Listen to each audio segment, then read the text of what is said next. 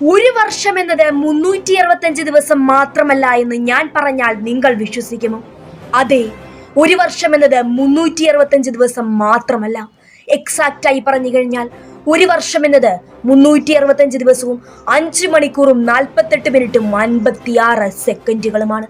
പക്ഷേ ഈ അധികം വരുന്ന 6 മണിക്കൂറോളം നമ്മുടെ കലണ്ടറിൽ പ്രത്യക്ഷമാവുന്നില്ലല്ലോ. ഒരുപക്ഷെ ഈ 6 മണിക്കൂർ നമ്മൾ കൺസിഡർ ചെയ്യാണ്ടിരുന്നു കഴിഞ്ഞാൽ ഭാവിയിൽ നമ്മുടെ കലണ്ടർ പുറകിലാവില്ലേ?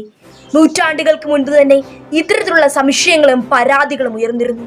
എന്നാൽ AD 49 രൂപീകരിക്കപ്പെട്ട ജൂലിയൻ കലണ്ടറും അതിന് മുന്നോടിയായി നമ്മളിപ്പോൾ പിന്തുടരുന്നതുമായ ഗ്രിഗോറിയൻ കലണ്ടറിലും ഇത്തരത്തിലുള്ള സംശയങ്ങൾക്കും പരാതികൾക്കും ഒരു അറുതി വരുത്തി.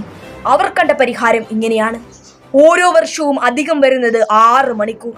അതായത് 4 വർഷങ്ങൾക്ക് ശേഷം 6 × 4 24 മണിക്കൂർ, അതായത് ഒരു ദിവസം. ആ അധികമായി വരുന്ന ഒരു ദിവസമാണ് എല്ലാ 4 വർഷം കൂടുമ്പോഴും നമ്മുടെ കലണ്ടറിൽ പ്രത്യക്ഷമാകുന്ന ഫെബ്രുവരി 29 ദ ലീപ് ഡേ. പക്ഷേ ഇതിലും ഒരു ചെറിയ ട്വിസ്റ്റ് ഉണ്ട്. അതിങ്ങനെയാണ്: എല്ലാ 4 വർഷം കൂടുമ്പോഴും ഫെബ്രുവരി 29 എന്ന ദിവസം നമ്മുടെ കലണ്ടറിൽ പ്രത്യക്ഷമാവില്ല.